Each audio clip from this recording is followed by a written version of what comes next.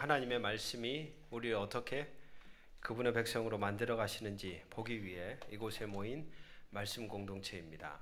우리 모두 이 사실을 기억합시다. 하나님이 여러분과 함께 하시기를. 아멘.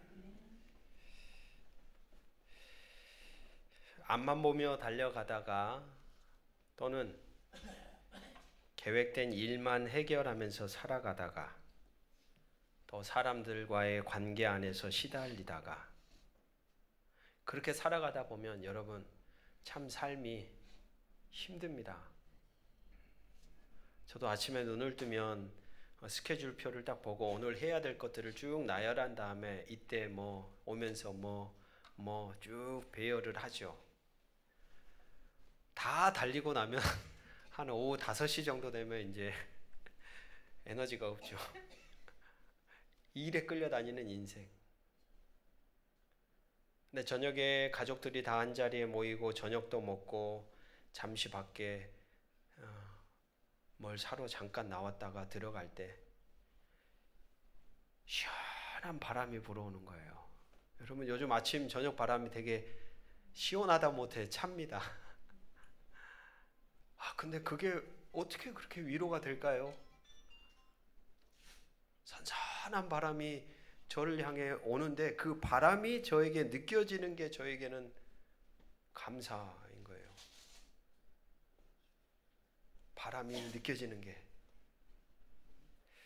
누군가는 그럴 수 있는 이 감각을 경탄이라는 단어로 표현하더라고요. 경이로움에 대해서 탄식하고 느낄 수 있는 마음. 여러분 일상의 자리에서 우리가 이 경탄할 수 있는 이 감각을 상실해 버릴 때 우리의 삶은요 완전히 메마른 사막이 됩니다. 집에서 빨래 넣으시면서 여러분 행복하신가요? 설거지 하실 때는 어떠세요? 요리할 때는 또 어떠신가요? 밖에서 사업 때문에 사람들을 만나실 때는 또한 어떻습니까? 그 자리에 서 있을 때마다 우리가 기억해야 될 것은 결과 중심적인 삶을 바라보면서 달려가기만 할 것이 아니라 지금 바로 그 자리에 매 순간순간에 집중하며 그 안에서 경탄할 수 있는 마음이 우리에겐 필요합니다. 왜냐하면 삶이라는 것은요, 우리의 어떤 능력과 우리의 어떤 소유와 우리가 가지고 있는 것으로만 살아갈 수가 없거든요. 누가 치자꽃이라고 하시면서 주셨는데 향기가 너무 좋아요. 치자꽃이라고 들어보셨나요? 달달해요. 근처에만 가면 달달해. 코끝이.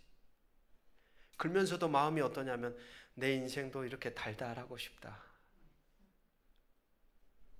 근데 우리 마음이요 얼마나 메마른지 꽃향기를 맡으면서도 전혀 고백이 없어요. 감탄이 없어요. 하루하루 살이에 치여서 다람쥐 쳇바퀴 돌듯이 먹고 자고 일하고 먹고 자고 일하고 그 안에 사람이라는 존재됨은 어디 있을까요, 여러분? 우리는 일하는 존재들이 아니에요.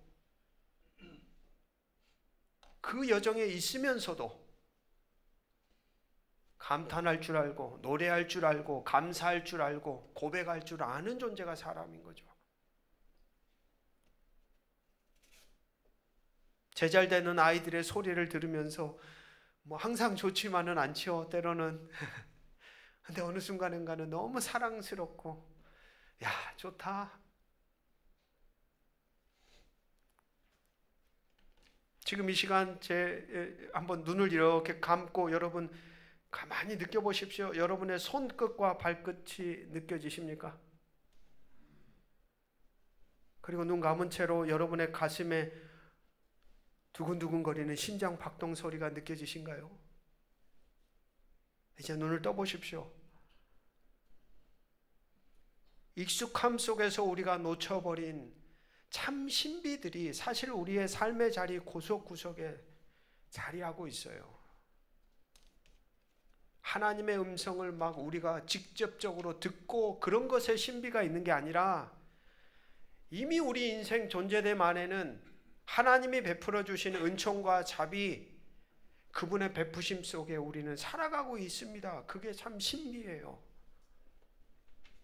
눈을 뜨고 보고 마주하고 연결되고 살아가는 것. 메마르지 않기를 주의 이름으로 축복합니다. 경탄할 수 있는 마음이 여러분에게도 더 커지기를 저는 소망합니다. 운전대를 잡고 가면서도 야, 내 손끝이 힘이 있네. 아직 나에게 이렇게 살 수 있는 힘이 있구나. 친구들을 만나면서도 내 곁에 이렇게 좋은 사람들을 붙여주셨구나. 오늘 이 시간 같이 예배드리는 우리 곁에 계신 분들 그런 마음에서 바라보시면서 우리 손을 딱 잡으면서 이렇게 고백하면 좋지 않을까요? 참 좋습니다. 참 좋습니다.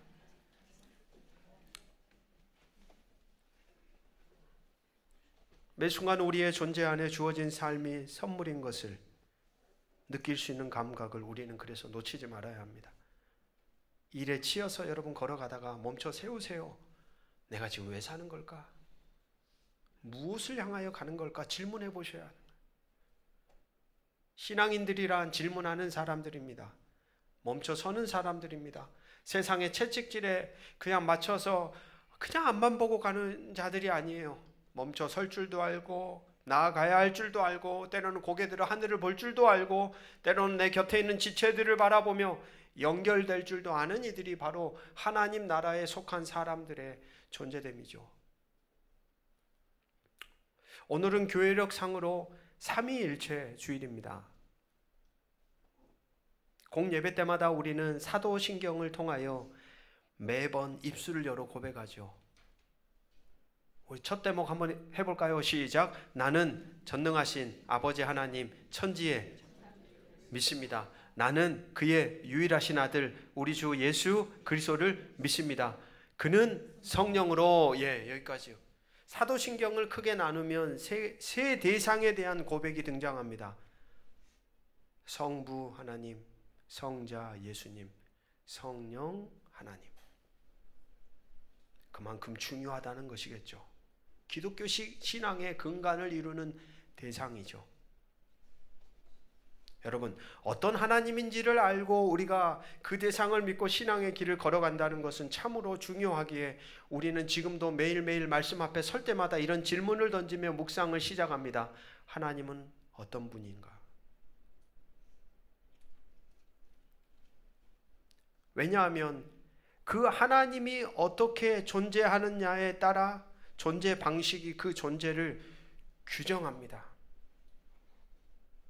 그분이 어떤 분인가, 어떻게 존재하느냐에 따라서 그 존재가 규정되어 성부, 성자, 성령으로 존재하신다는 게 그 존재를 정의 내려버립니다. 여러분 생각해 보십시오. 홀로 독존하는 신이라면 과연 그 신이 사랑할 수 있을까요? 자기 홀로 독존하는 그 신이라면 과연 그 신이 어떤 대상을 사랑할 수 있겠습니까?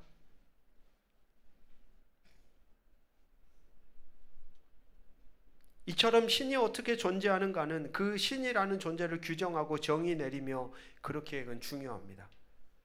그런 맥락에서 우리가 하나님을 고백할 때 그냥 하나님이 아니라 같이 한번 고백합시다. 삼위일체 하나님 이라고 고백하는 것은 우리에게 아주 중요한 의미와 우리의 삶을 결정하는 겁니다.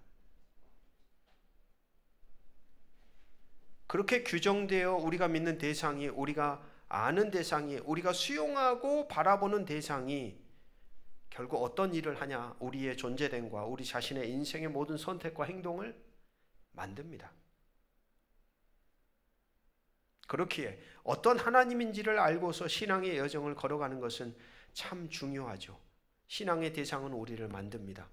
우리는 신앙의 대상을 닮아갑니다. 점점 둘이었던 존재가 점점 하나로 빚어져 가는 과정이 우리가 걸어가는 신앙의 여정입니다. 거기서 중요한 것은 그렇다면 그 대상은 어떤 신인가? 삼위일체라는 말은 이렇게 표현할 수 있겠습니다. 서로 구별되지만 서로 나누어지지 않고 한 몸을 이루며 모든 일을 함께 행하여 삶을 함께 나누는 하나님의 존재 방식. 세 가지의 특징으로 우리는 생각해 볼 수 있겠습니다. 첫 번째, 각각의 존재가 지켜지며 존재합니다. 각각의 존재가, 색깔이 사라진다, 안 사라진다? 안 사라지는 거예요. 그 특징이 그대로 보존이 돼요. 성부, 성자, 성령이 저마다의 특징에 맞게 자기의 독특함을 그대로 간직한다는 말입니다. 그리고 두 번째, 홀로 존재하는 하나님이 아니라 같이 한번 따라해 봅시다. 우리로 존재합니다. 우리라는 말을 다른 말로 바꾸면 공동체로. 그렇기에 그 하나님을 믿는 우리도 어디 안으로 초대해요? 그 우리 안으로 우리를 초대해요. 성부, 성자, 성령, 그리고 우리. 그리고 환대하고 함께 존재하기를 그분은 원하십니다. 근데 여기에 질문이 있죠. 각각의 존재가 특징이 지켜지면서도 같이 존재한다, 우리로 존재한다, 공동체로 존재한다, 그게 어떻게 가능할까라는 질문 앞에서 세 번째, 같이 한번 따라해 봅시다. 사랑 안에 우리로 존재합니다. 그렇죠. 여러분, 부부로 같이 살아가려고 할 때 뭐가 없으면 끝나요? 사랑이 없으면 끝납니다. 도장 찍고 그냥 끝내는 거예요. 의무로는 얼마 갈 수가 없어요. 사랑이 날로 달라지는 거예요. 사랑하는 깊이가, 넓이가 세월의 흐름 속에 많은 여정을 속에서 성숙해져 가는 거예요. 상대에 대한 배려가 뭔지를 깨닫게 되고, 상대의 자리에 서는 것이 뭔지를 알게 되고. 그러니까 여러분, 공동체로 존재하려고 할 때 우리에게 전제되어야 할 것은 사랑이라는 이 바운더리 안에 있지 않으면 사실 거기는 금이 가기 시작합니다. 어떤 산문집의 내용 가운데 이런 내용이 있습니다. 사랑은 본디 서로를 알아보는 것이다. 수많은 사람 속에서 눈에 띄는 특정한 상대를 육안으로 분간해 서로의 물리적 거리를 좁히고 평소 잘 사용하지 않는 심안을 크게 뜨고 서로의 내면을 살펴가며 심리적 거리를 좁힐 때 사랑은 움트기 시작한다. 사랑은 상대방을 알아보는 데서 출발한다. 나만 보이는 게 아니라 사랑은 누가 보여요? 상대가 보이는 거. 내 소리로만 가득 찬 것이 아니라 상대의 외형, 내면, 존재의 소리가 들려지도록 함께 연결되는 거. 여전히 내가 모르고 보지 못하는 부분이 많음을 인정하며 상대에 대해 더 넓은 품으로 이해하고 수용하고 배워가려는 마음을 가지는 것, 저는 그것이 사랑이 아닐까 생각해 봅니다. 성부, 성자, 성령은 그러한 사랑 안에 연결되어져 한 몸을 이루며 자신들을 지켜 존재해 왔습니다. 그렇기에 우리로 사랑 안에 서로 존재하시는 하나님을 바라보는 오늘 신앙의 지체들도 우리도 그분의 존재 방식을 따라 살아가도록 부름받는 거죠. 살아가도록, 같이 더불어 연결되어 살아가도록, 공동체 안에서 살아가도록. 우리가 살아가는 세상을 보십시오. 점점 핵분화되어 가고 있지 않습니까? 예전에 거대한 집단을 이루며 살아갔던 가족 공동체가 점점 쪼개어져서 결국은 홀로 서 있는 자리로 지금 나아가고 있죠. 급기야 가정을 이루지 않는 것까지도 나아가고 있어요. 근데 성경은 우리에게 말해주는 겁니다. 같이 더불어 살아가는 사람들이라고. 하나님을 믿는다는 건 나 홀로 존재하는 게 아니라 우리로 존재하는 것. 서로의 독특함을 그대로 품어주는 거. 여러분, 우리 교회 공동체 구성원들도 한번 쭉 훑어보십시오. 다 다르죠? 아주 멋진 분도 계시고 다양한 인생의 여정을 살아왔던 분들도 계시고 소유도 다 다르고 사는 것도 다 다르고, 근데 그들의 독특함을 교회 공동체에 들어와서 깎아서 사라지게 하는 게 신앙이 아니에요. 그 독특함을 뭐예요? 지켜주는 거예요. 하나님이 주신 선물로 여기며 하나님이 쓰실 수 있도록, 그리고 우리라는 공동체 안에서 연결되어져 사랑하며 존재하는 것, 바로 그것이 오늘날 교회의 정체성이 아닐까 라고 저는 생각해 봅니다. 바로 삼위일체로 존재하시는 하나님을 오늘도 생각하며 오늘 사도행전 말씀을 향하여 시선을 돌려봅니다. 사도행전은 우리가 말씀드린 대로 사도행전 1장 8절의 말씀이 핵심 구절이었습니다. 우리가 잘 아는 말씀이죠. 오직 성령이 너희에게 임하시면 너희가 권능을 받고 예루살렘과 온 유대와 사마리아와 땅끝까지 이르러 내 증인이 되리라 하시니라. 주님이 승천하기 전에 하신 예언과도 같은 선언이에요. 이 지명 자체가 지금 점점 더 어떻게 됩니까? 확 퍼져가고 있어요. 예루살렘 성전이 있잖아요. 그 다음에 유다, 그 다음 사마리아, 그 다음 땅끝. 그래서 우리는 보았습니다. 사도행전 2장에서 디아스포라 유대인들에게 선포되는 하나님의 큰 일을 보았습니다. 그러니까 팔레스타인 땅의 본토 유대인들이 성령의 불을 받아가지고 그들이 입술을 열어 말을 하는데, 저 타 지역에 살았던 유대인들이 거기 딱 와가지고 자기들의 지역의 언어로 하나님의 큰 일을 듣는 사건이 발생한 것이죠. 그리고 우리는 또 보았습니다. 사도행전 8장에서 사마리아에서 빌립의 사역을 통하여 하나님의 말씀을 들었던 이들이 사도 베드로와 요한의 기도를 통하여 성령이 임하신 사건. 여러분 보니까 점점점 하나님 나라의 복음이 이렇게 고인물처럼 섞여 있는 게 아니라 하나님의 영은 어떻게 하시냐? 확장되게 하는 거예요. 퍼져가게 하시는 거예요. 그리고 지난주에 우리가 보았던 사도행전 9장에서 우리는 가장 큰 대적자였던 사울까지도 하나님 나라의 복음을 수용하는 자였다라는 사실을 깨닫습니다. 꼭 사도행전은 기록하는 누가가 우리에게 이렇게 말하고 있는 것처럼 들립니다. 예루살렘, 온 유대, 사마리아 땅끝까지 모든 이들이 하나님 나라 안에서 백성으로, 같이 한번 따라해 봅시다. 부름받은 사람들입니다. 누가요? 모든 이들이. 제한이 없다는 거예요. 제한하지 말라는 거예요. 다시 말하면 하나님 나라 백성들인 우리 공동체 안에는 오순절에 모여 있었던 본토 유대인들도 있고, 저 다른 지역으로 흩어져 버린 디아스포라 유대인들도 있고, 유대인들에게 사람 취급받지 못하였던 사마리아 사람들도 있고, 그렇게 초기 교회 성도를 죽이는데 혈안이 되어 있었던 핍박자인 사울도 우리 안에 존재한다 라고 사도행전은 선포하고 있는 것이죠. 그런 흐름 속에서 계속 이어지는 오늘 베드로와 고넬료의 이야기는 우리에게 던지는 의미가 아주 큽니다. 여러분, 하나님 나라의 복음을 가로막는 장애물, 가장 큰 장애물은 누구일까요? 저는 이 질문이 이 10장에 녹아 있다고 봅니다. 하나님 나라의 복음을 가로막는 가장 큰 장애물이 누구일까요? 대적자 사울입니까? 어둠의 권세자 사탄일까요?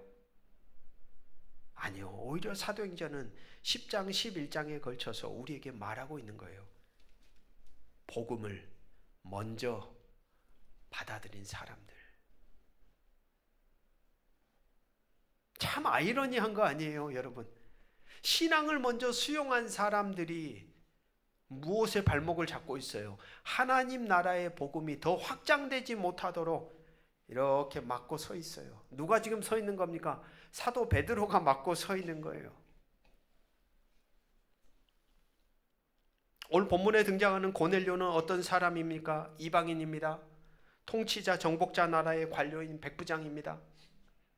그러나 그는 하나님을 경외하는 자요, 백성들을 구제하는 자요, 항상 하나님께 기도하는 경건한 사람입니다. 그리고 동시에 그는 하나님의 음성을 바르게 듣는 자요, 즉각적으로 순종하는 사람입니다. 그는 환상을 보았습니다. 요바에 있는 베드로를 너가 데리고 와. 하나님 나라의 구원의 메시지를 들을 수 있을 거야. 그는 즉각 순종합니다. 그러나 그에 반하여 오늘 베드로는 어떻습니까? 여러분, 이 베드로라는 사람이 참 대단한 사람 아니에요? 예수님의 공생의 사역을 다 같이 했죠. 그리고 사도행전 이야기만 보더라도 승천하시기 전에 제자들에게 아까 내리셨던 지상명령을 직접 들었던 사람이 베드로요. 오순절 강림 사건의 자리에도 경험하였던 사람이 베드로요. 사마리아 지역에서 전도를 지원 나갔다가 자신이 안수할 때 성령의 임하심을 보았던 사람이 또한 베드로 아니었습니까? 그런데 오늘 베드로를 보십시오. 환상 중에 베드로의 눈앞에 내려온 음식들을, 구약의 율법들이 철저하게 금하는 음식들이 내려왔을 때, 그때 하나님 말씀하시죠. 저것을 먹어라. 절대 안 먹습니다. 먹지도 않았고 먹지 않을 겁니다. 마가복음 7장 19절은 주님이 이렇게 가르쳐 주셨어요. 그때 제자들에게 이는 마음으로 들어가지 아니하고 배로 들어가 뒤로 나감이라. 이러므로 모든 음식물을 같이 한번 따라해 봅시다. 깨끗하다 하시니라.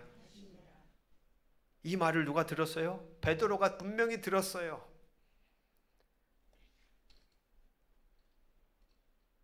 분명 베드로에게 주님이 먹는 음식이 문제가 아니야. 사람 안에 있는 게 문제지라고 가르쳐 주셨어요. 그런데도 어린 시절부터 해왔던 유대교의 신앙의 뿌리, 평생 습관적으로 해왔던 행위의 영향력이 얼마나 강력했던지 베드로는 여전히 정결법에 묶여 있습니다. 여러분, 저는 이 대목에서 그런 생각이 들어요. 예수님을 믿고 따른다고는 하지만 우리가 가진 신앙의 여정이라는 것은, 여러분, 주님을 믿습니다 했을 때 마치 요술방망이처럼 우리의 존재를 순식간에 뒤바꾸고 새롭게 하는 것이 아닙니다. 주님 믿습니다 할 때 여러분, 우리의 존재가 그냥 깜짝같이 어제와 오늘 전혀 다른 존재로 완전히 탈바꿈하느냐? 아니에요.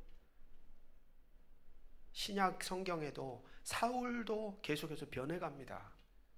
베드로도 변해가죠. 오늘 우리도 같이 한번 따라해 봅시다. 변해가는 여정입니다.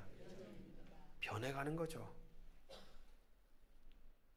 한 가지 분명한 걸 가지고 부단히 지속적인 한 방향성을 가지고 계속해서 변해가는 것이 사실 신앙의 여정입니다.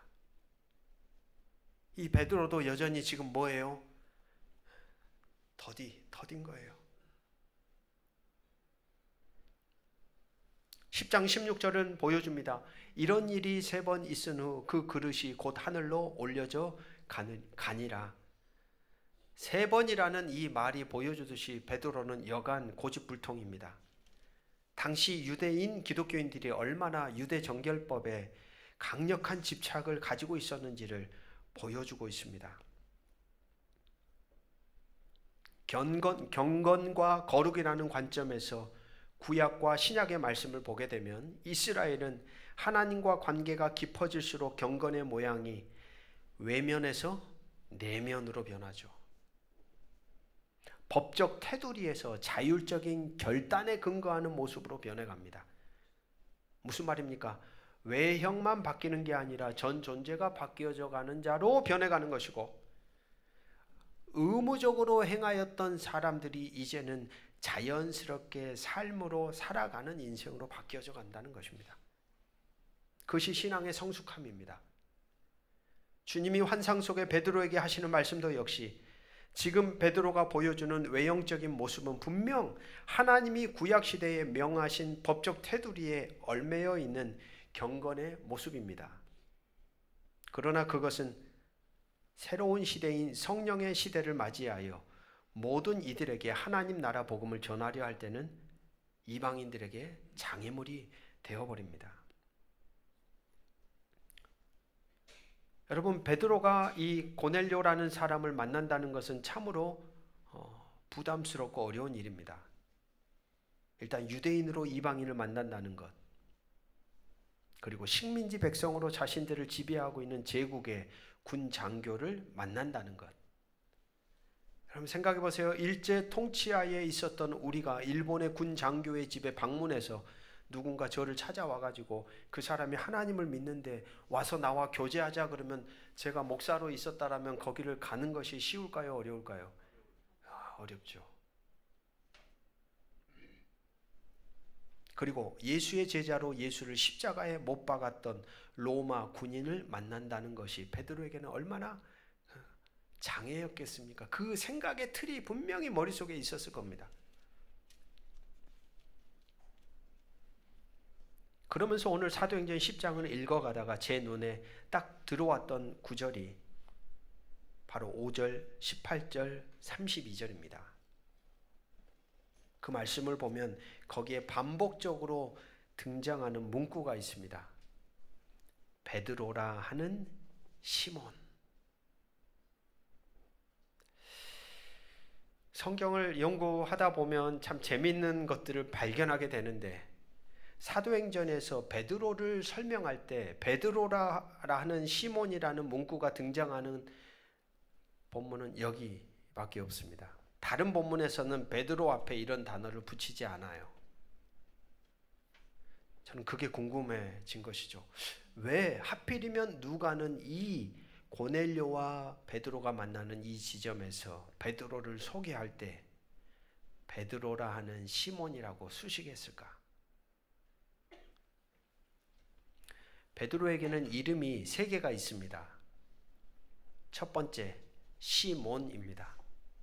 시몬. 이건 히브리식 이름입니다. 여러분, 무 있죠? 시몬 할 때 이 자음만 보시면 시옷 미음입니다. 이 글자가 어디에서 오냐?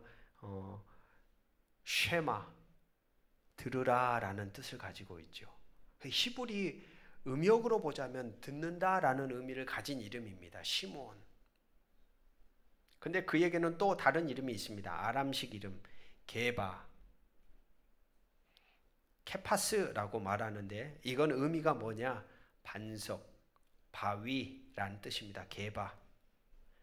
그리고 우리가 자주 이용하는 베드로, 베드로라는 이 이름 역시 헬라식 이름입니다. 이것도 역시 바위, 반석. 그래서 저는 이 부분이 이렇게 들려오는 거예요. 베드로는 반석입니다. 다르게 표현하면 그는 아주 견고합니다. 바위 같아요. 어떤 의미에서 보자면 신앙이 흔들리지 않는 견고한 바위 같습니다. 그렇지만 이걸 뒤집어 보면 그는 어떤 사람이에요? 고집쟁이에요. 절대 변하지 않는 고집불통의 사람. 자신의 생각과 틀과 신앙의 관념을 바꾸지 않는 바위와 같은 존재. 왜 그렇게 그가 굳어졌을까? 왜 그렇게 변할 수 없는 존재가 되어버렸을까?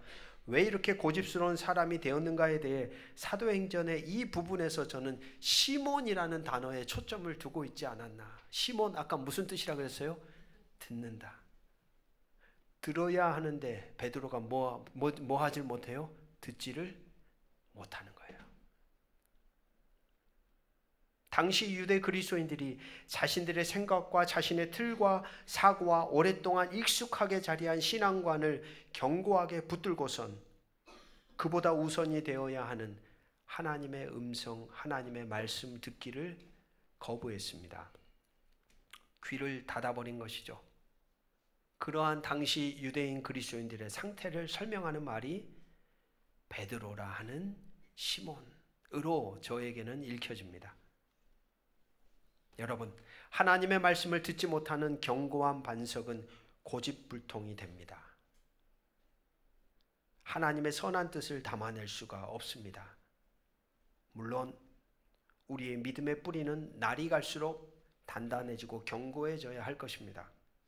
그러나 매 순간 들을 수 있는 귀, 깨달을 수 있는 마음, 분별할 수 있는 지혜가 없이 견고해지기만 할 때에는 도리어 하나님 나라를 전하는 데 있어서 장애물이 될 수 있습니다.